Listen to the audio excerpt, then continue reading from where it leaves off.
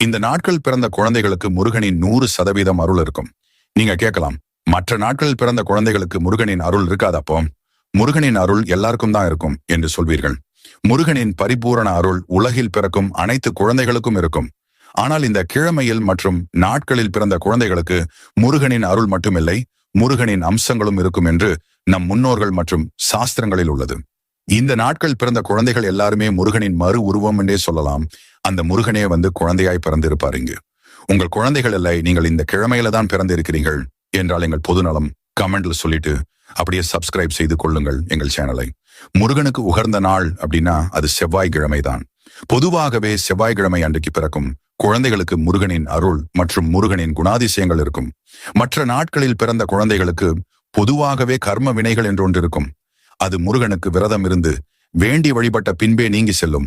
நம் கர்ம வினைகள் நம்மை நீங்கி செல்லும் போதுதான் முருகனின் முழு